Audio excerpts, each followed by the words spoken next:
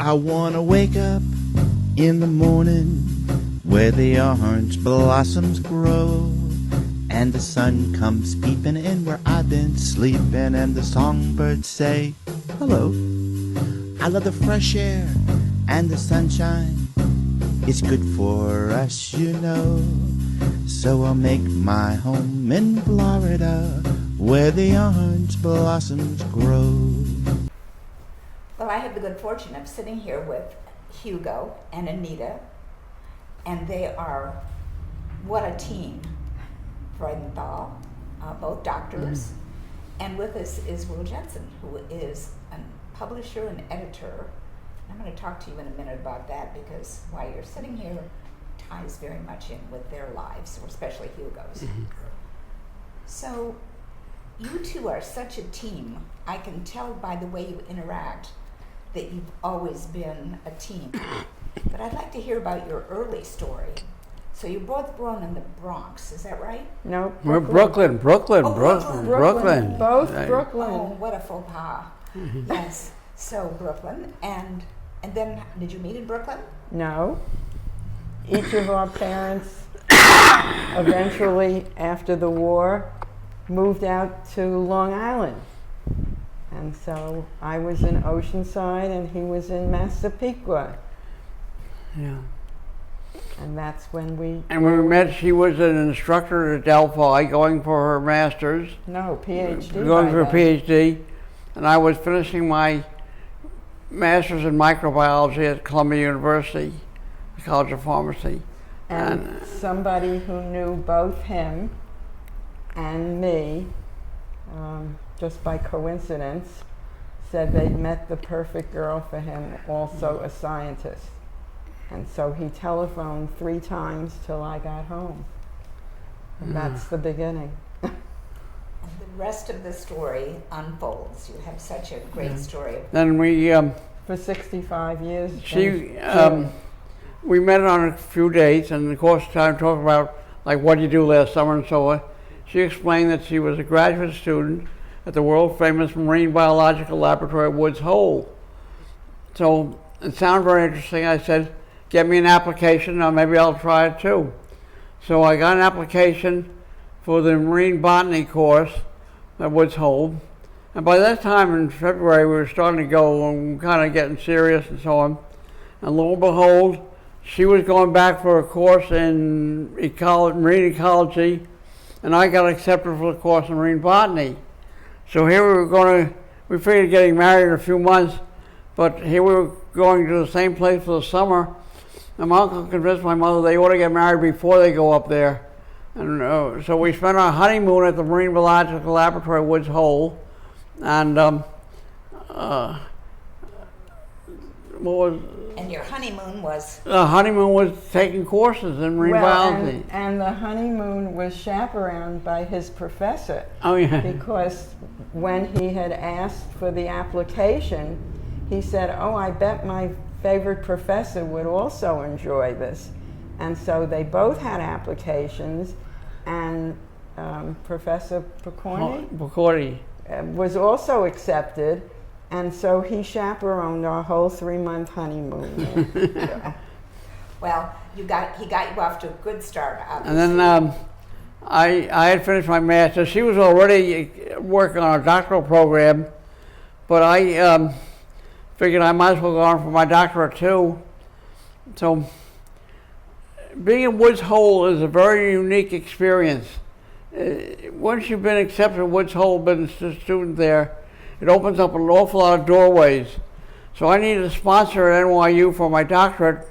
And at NYU, lots of people got accepted to the program, but unless I got a sponsor, they had no hope in hell of ever finishing. And so from a phone booth and on the corner by the lab at Woods Hole, I called Professor Hall at NYU, who was Anita's professor. And I said, I'd like to be your graduate student. And he said, oh, I heard you married Anita. Yes, anybody who's associated with Anita is okay with me. I'll take you on. So I had a sponsor right away. Wow, look at the door that you opened for him, Anita. You know, and then who knows where he'd be now if it weren't for you to open That's right. that door. He would have still been a pharmacist. Yes, and that's true. That's an interesting turn of events in your life, Yeah. isn't it? But it was his pharmacy training that through the years, and I still think back to that introduced his brain to so many things that he then put to good use. Whereas I had the traditional series of courses that were meant for a straight scientist, which I became. I became an educator and a researcher also. But he had it all. That pharmacy background was a brilliant Complemented thing. each other, Yes. didn't you, really, Yes. in what you did? So I read in an article in the New Yorker in the 60s about you, Hugo. Oh, really? Yeah, that you designed and built an aquarium. What was the deal on that? Oh, that was a Museum of Natural History. Exactly. It That was my idea. Oh, okay, take it. He Yeah. was working on it, and I said, you need to make an aquarium that has the tide coming in and the tide going out. We and were, the we tide were working on coming in. organisms that live in the littoral zone, in the intertidal zone. So we built the first aquarium in which the tide came in and out twice a day. The tide crept up and went out, and it was He a tidal created aquarium. it, and it worked. Yeah. And they could do the And- study.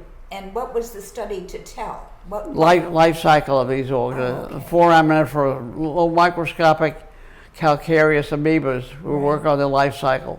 Right. And he would go, he had government grants to tow his plankton nets in the Gulf Stream on the Coast Guard cutters from the Northeast ports. And so he would take along some of our graduate students. By then we were both professors. And he had his graduate department of marine and environmental science that he had created.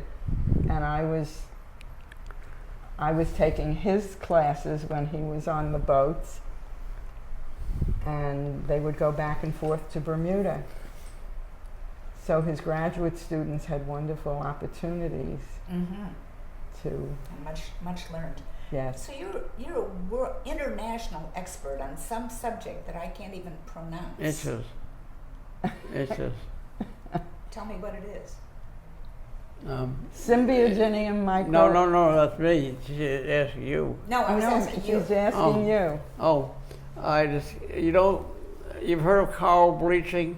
Yes. Now, when coral animals, the corals, have living inside them little microscopic green algae called zooxanthellae. And I'm the guy who discovered their life cycle and where their taxonomy, where they fit the plant kingdom. So I created this genus Symbiodinium and named the species Symbiodinium microericatum. And that's what they're known as today. So everybody who works on coral bleaching goes back to my discovery back in 1959. Right, right. Hugo, I want to get a little bit more into the aerospace side of things. You were trained as a pharmacist, and you have a PhD in marine science. Well, I got to explain how I got into pharmacy in the first place. Okay, and When I want to see I how started that off relates after to high school. science. He I went to doesn't hear. NYU Heights, and what I really majored in was ROTC. And I was looking forward, because my hobbies were photography and radio, I was looking forward to a career in the Signal Corps, as an officer of the Signal Corps. But I couldn't pass the physical exam. I flunked the physical. So here I was drifting around, not really knowing what to do, and my father said, your grandfather was a pharmacist, and he made a lot of money manufacturing men's hats. So on the same logic, I went to pharmacy school. I don't know how I really got there, but I got into pharmacy school at Columbia University. And but I was always interested in aviation. As I said, I liked photography, I liked radio, and I liked aviation. And my father was, if you ever step foot in an airplane, I'll have a heart attack and die on the spot. Well, 2 weeks after he died, I signed up for my first flight lesson. And Well, at least you saved his life. yeah, we've owned 7 airplanes since then. The largest was a twin-engine executive airplane. It had a bar and a toilet inside to them. And we've always enjoyed flying. I don't fly any longer. I'm too old for that now. But he is a UFO. United Flying Octogenarian. I mean, I've flown a plane when I was there, in my 80s. Yeah. Wow. Well, that's an impressive title. Yeah. I used to, every once in a while, I'd put on my uniform with the epaulets and so on, fly air taxi charter service. Mm-hmm. Just for fun, I'm sure. Well, they gave me nice tips. Right. Well, that's good too. So, Anita, I want to know how you got the title Detective of the Sea. Ah, yes. Well, I grew up on the water, in the water, by the water, and I knew that I wanted to be a biology teacher from high school. The biology teacher we had then was a lovely woman who would always sit on my desk. You know how the desks were made 80 years ago or whatever, 70 years. So she would sit on my desk, she'd pat my head and say, I know you know the answer, when I raised my hand. But she had to ask somebody else. But she came to school very disheveled, and I never knew why till years later. I was at some reunion and I found out she had lost her son and her husband in a car accident. And I guess she had everything she could do just to drag herself to school. And the boys were very cruel to her, and it got me very upset. And they weren't appreciating what she had to say, and I enjoyed what she had to say. And so I decided, I always knew I was going to be a teacher. My mother was a kindergarten teacher and loved it. And so I decided then, I guess when I was 14 in high school, that I was going to be a biology teacher, but I was going to be a really, really good one. And so when I went to college, I was a biology major and an education minor. And I went, all the classes I had were all the people who were going to be physicians of some sort, but I knew I didn't want to do that. And when we moved out to Long Island, I was still by the water, a block away. And all my friends were water people. And so one of my best friends, who's still my best friend, who actually became a geology professor and taught with us at Long Island University, she came back from a summer at the Marine Biological Laboratory at Woods Hole, having been sent by her college, Elmira. And she was the one who said, I found the perfect place for you. That was her summer back here before going back to school. And she said, that's where you have to be. And so I followed her advice and I got an application. And there were only 10, 12 of us out of the whole country or the whole world, because people would come from all over, who were accepted. And I enjoyed that marine botany course so much. And it was the first course that I got credit for my master's.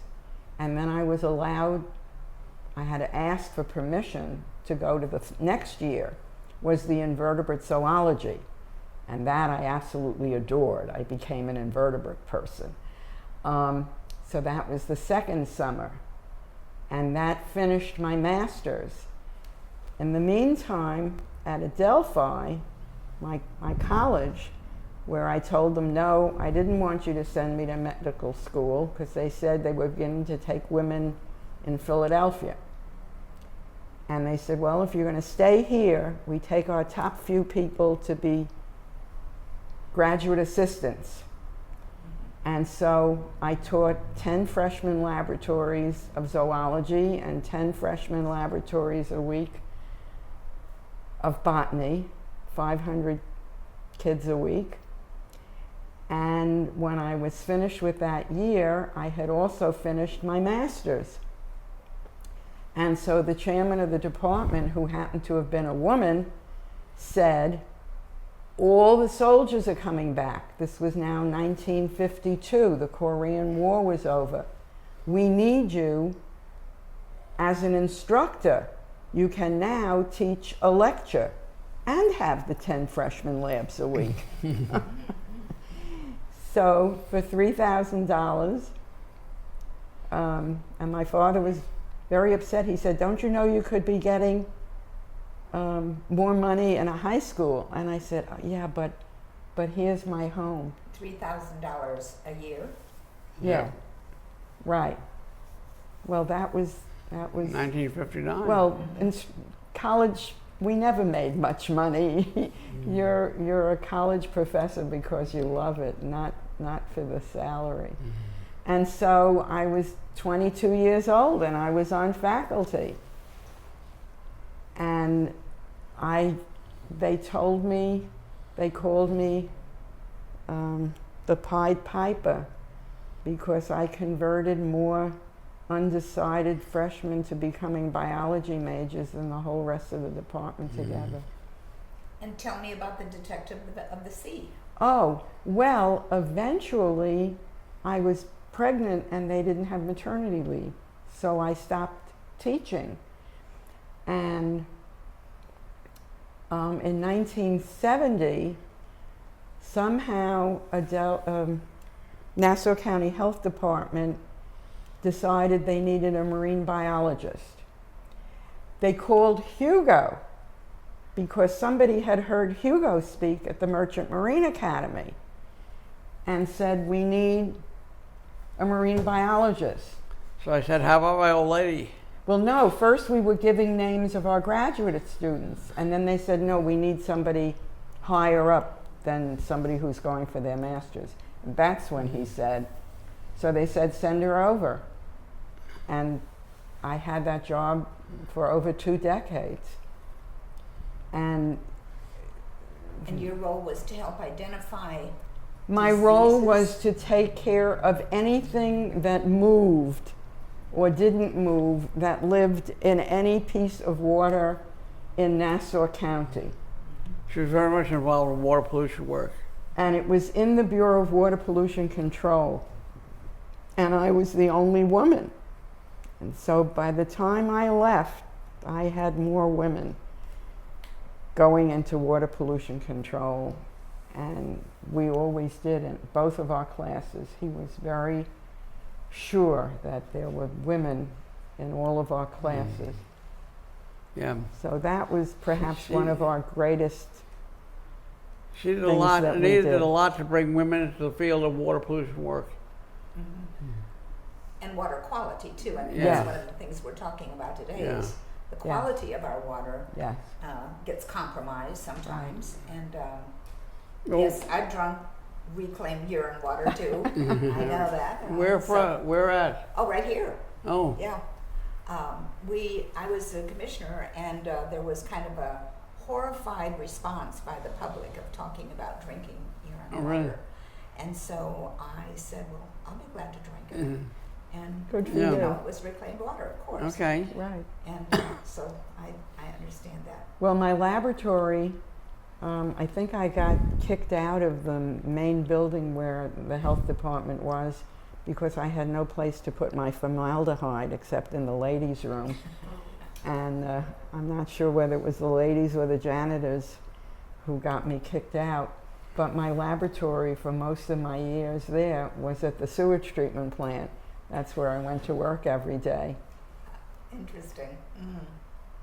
Will, do you have any questions that you wanted to ask? I know that your love and your interest right now is the Silver Wings group. You may want to talk a little bit about that for just a minute, about what it is and why you're doing an article about it. Well, Silver Wings is an organization of pilots, military pilots, commercial pilots, private pilots, as Hugo and Anita were.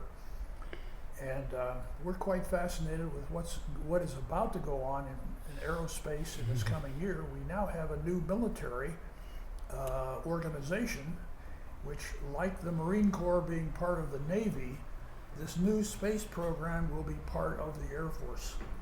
And of course, Hugo was a real pioneer in putting people into space, men into space, and more importantly, women into space.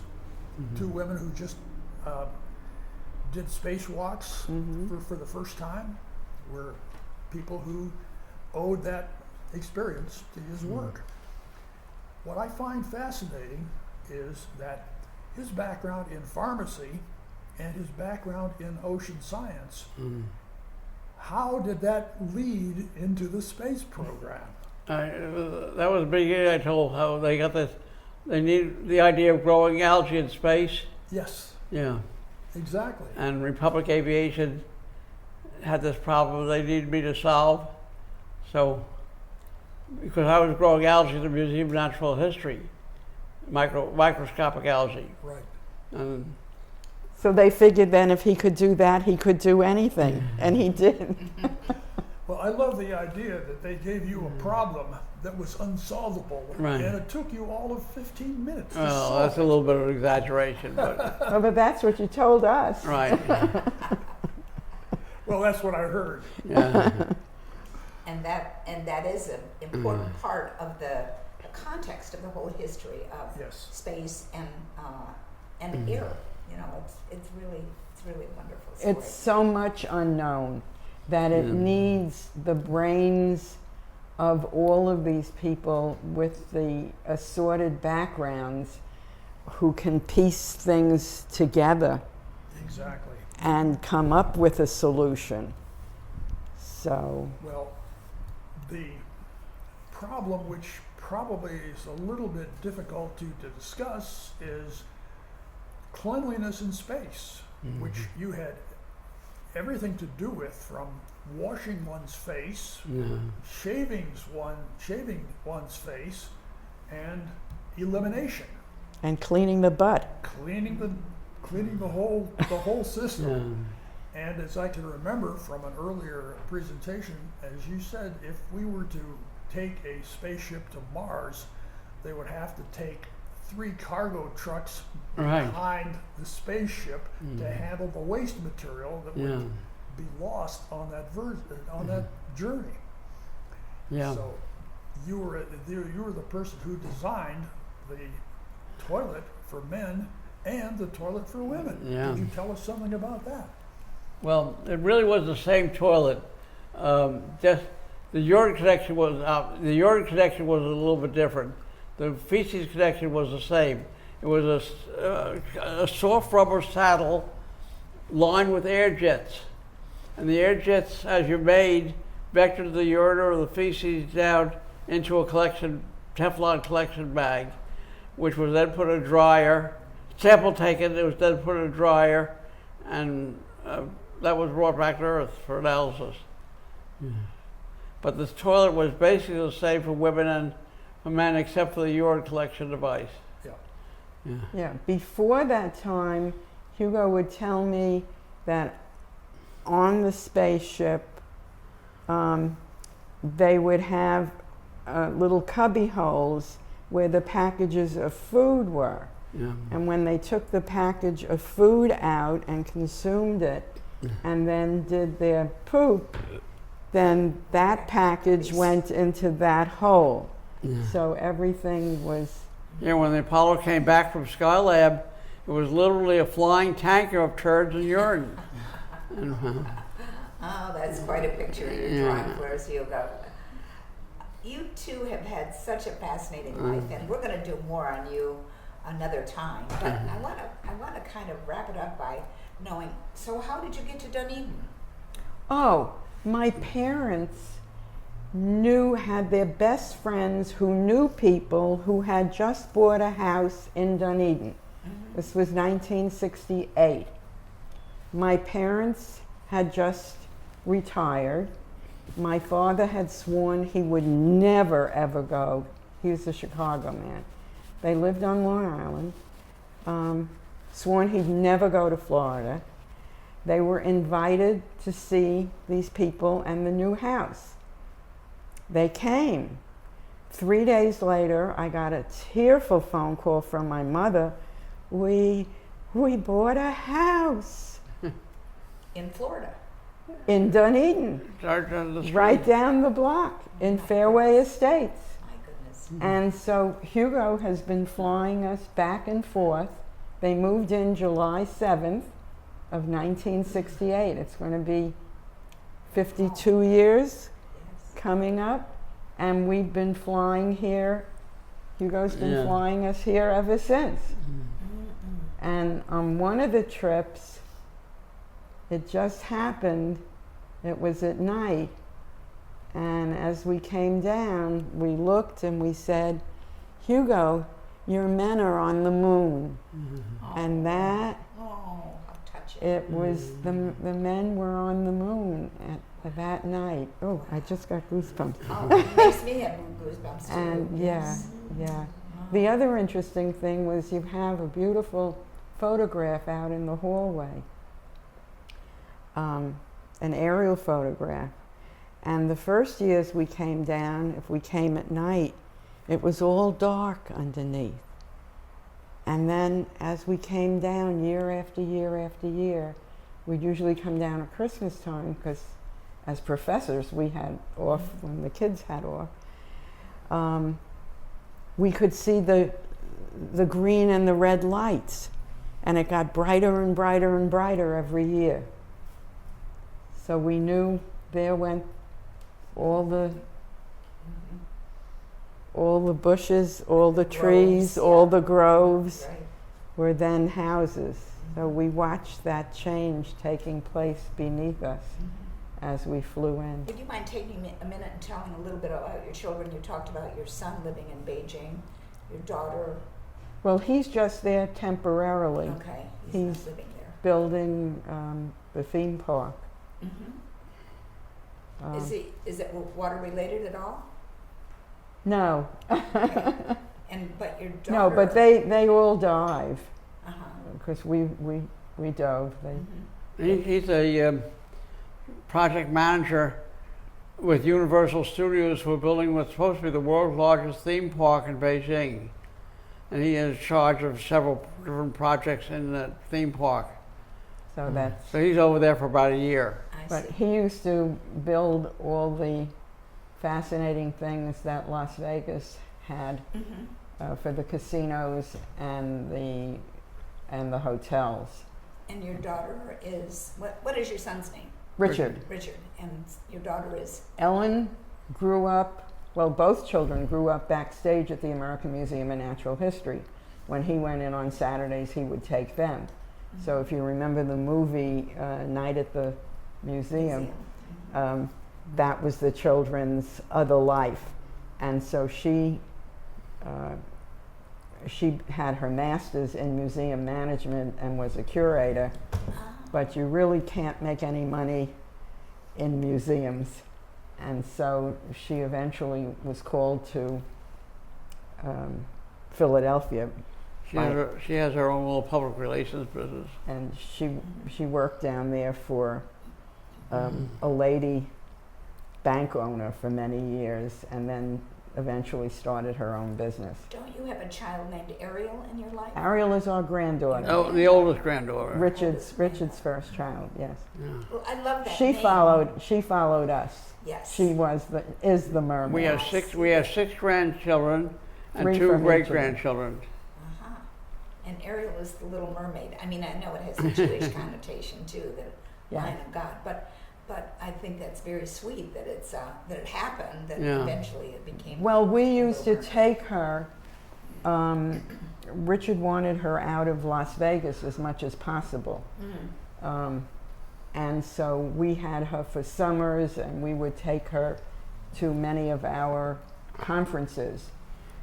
And she grew up, I think the first one was when she was 14 years old, going to these conferences of all marine science, high school and college teachers and museum people from all over the country, and knowing all of these. And she gave she had her own tank, and she gave her own first lecture to the whole group when she was 16. Wow. And her first job was at the company that imports for all the fish tanks around the country and the world, the largest importers. When she was looking for a job after she graduated, they said, "We've been waiting for you to grow up, and can you come Monday?" So she never looked for a job. She has quite a career in her own right. I Yeah. Googled her and found her Oh, very you easily. found her. Indeed, I did. Yeah. So I just want to ask you a question that is kind of like, what is your philosophy of life as educators and as teachers and as visionaries and as people who broke new ground that nobody ever even ventured into before? What is your philosophy? What is your Never message? really thought about Yeah, it. We were too busy. We each always had at least 2 jobs apiece. Yeah. Our real life I guess I job, would make it till the next day. and we were always. Well, what was interesting was the jobs were sort of connected, because with my county job, I would get grants, and I created an internship so that my graduate students in his department, where I was teaching, could work in my laboratory. And so EPA and Army Corps and everybody, when they were out looking for a job, said, "Oh, you are an intern at Frudenthal," meaning me. "We hire you. You can do anything." His students got hired for the Yeah. same reason, because he would put them also to work. So that, or he would come to me and say, "I got a really terrific gal. Why don't you put her to use?" And so we would Yeah. Cross-reference. we would Because cross-reference. our jobs were both in academia and in engineering and water pollution, we had a lot of contacts, and we were always able to place good students in meaningful careers. So that was our philosophy of life, I guess, to That's educate. good. That's good. Well, Will Jensen, thank you very much for being with us, and Anita and Hugo Frudenthal, doctors both. You are wonderful people to interact with each other as well as responding to us. So thank you for being with us today. My pleasure. We want you back again. It was wonderful. Thank you. If I could add one other point that can be edited in, and it's this. Hugo, you had a fascinating experience in what we call the vomit comet. Yeah. The vomit comet, for anyone who needs to know, is a C-135 transport 707. plane, which flies in a parabolic arc. Right. At the top of the arc, you are weightless for 35 seconds. Right. What was your experience? What was your experiment in that 35 seconds as you were floating up there? Whether the toilet would collect. We had a simulated toilet and space toilet there Yes. to see whether in zero gravity the airflow was sufficient to vector the urine and feces into the collection device. Right. And the other was to spritz Yeah, her right. with That was different, right. that With stuff the- that you had. With detergent in it, Yeah, and see, was it going to Yeah. make bubbles, and could she wipe Yeah. it off? And he had to have good aim, because he was in midair, she was in midair, and when he came home, all he wanted to do was fly through the hallway. He loved it up there. He A great experience. the 3 of us would watch him trying to levitate through the hallway. He loved it. We can all imagine that. You could levitate Yeah. easily, Hugo. Right. And I'll make my home in Florida, where the orange blossoms grow and grow. So